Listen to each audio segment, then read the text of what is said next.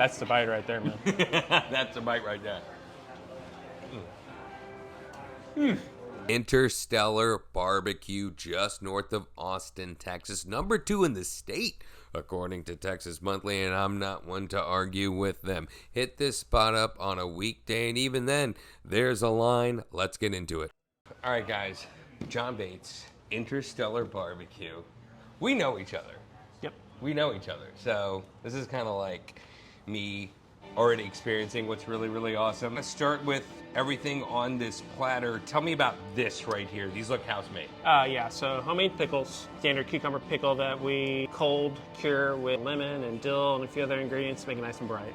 Let's talk about this taco right here. Yeah, so homemade flour tortilla, slice of brisket, then we hit it with an avocado salsa, a little bit of cotija cheese, and then to kind of lighten the experience, brighten it, we've got some lime, some cilantro, and red onion to finish the taco.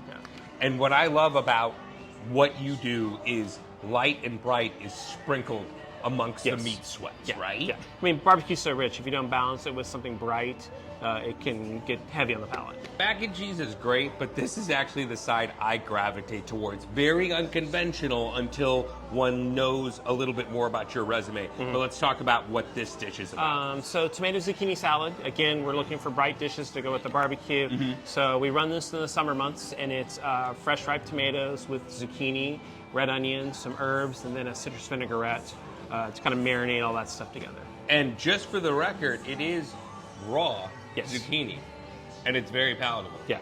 I think it's worth bringing up the fact that you have a background in Italian cooking. Yeah, so when I ran an Italian restaurant here in Austin, one of our antipasti dishes was fresh garden zucchini that we would dress with lemon juice and olive oil, and then oftentimes we'd shave a little bit of pecorino with it, toss it together like a simple salad, and out it would go with charcuterie and cheeses and focaccia and things. There's so many great things that I think reflect you on this platter.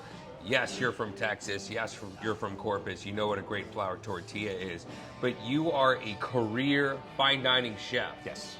Yeah, I've spent my life honing my craft, trying to learn how to become a better cook and a better chef. And it started on the early days in Corpus Christi and worked through, American fine dining, French restaurants, Italian, Cuban, Creole. And now I run a barbecue restaurant. I'm going to go out on a limb and say that this right here, to me, in my mind, is the must-dish have at Interstellar. What is this beauty? So our most important signature dish, it is our peach tea glazed pork belly. It's why people come here from far and wide. We get people that visit from all over the country, all over the world, and they come for this bite of barbecue. Essentially, it's a twice smoked pork belly, and then we cube it up, and then we glaze it multiple times to this peach tea glaze. What we're shooting for is that perfect bite of like salty, sweet, fatty, smoky, porky goodness. Yeah. That's how I describe that dish. All right. Now, we all know what everyone loves. And look, when you're doing this kind of content, the brisket can sit a bit. It is insane that we have this kind of wiggle right here. Just talk me through what clearly is a brisket that puts you in Texas Monthly's top 50. I mean, brisket is king in Texas barbecue, and if you can't make a decent slice of brisket, you're not going to be able to sell any of this other stuff. Right. We work with Creekstone. We use their prime grade all-natural briskets. This is a 16 to 17-hour smoked product. We use kosher salt, we use granulated garlic, and we use 16 mesh pepper from Fiesta, and that is it on our brisket. SPG, Yes. salt, pepper, garlic, that's it. No. This, to me, is a magnificent barbecue sauce, but not everyone might be familiar with it. Tell me about chimichurri. So our chimichurri, we try to do a very traditional version of this. It's all hand chopped. Parsley, garlic, some red chili flake in there, oregano, extra virgin olive oil. All the things that the bat brought together make this bright, herbaceous sauce that I think goes great with grilled meats and with smoked meats. But just so you know, in case you don't know about chimichurri, this is huge in South America. Yeah, it's traditionally, I believe, Argentinian. Yeah. Yeah. Since I've got the chimi in hand, we're just going to go for the full-on dribble right there. And I believe what's amazing about brisket is that, of course, you can have it with barbecue sauce, of course, but brisket pairs, much like any beef dish, with lots of different sauces. Yeah. Oh, man. Yeah, you got that. That's the bite right there, man. That's a bite right there. Dude, that is the brisket you are going to want to plan a vacation around, dude. Incredible. Pork belly time. I love a good rib. Mm-hmm. But this is like kind of getting right to the point. Yeah. There's a lot of meat on this belly. We trim it down very intentionally to get the right balance of lean and fat when you get our pork belly. Unless you have like a religious commitment or an allergy, there's no way you can't not love this dish. It's all hitting today. This is my kind of folding. Yeah. My it's kind the of right folding is a flour tortilla. Flour tortilla. Classic is the bread, but I like the tortilla. The cotija cheese. It really brings it all together. It adds a fun to it. Yeah. A little bit of spice at the back end. Very herbaceous. There's so much light and lift. This is not your conventional barbecue. No. I would have the meat sweats right now, but it's finally good weather, so it's really not a problem. I think it's really important for people to know your whole background as a chef and then how you got into barbecue. Sure. I've been in restaurants my whole life. I started out as a dishwasher like 20, 30 plus years ago now.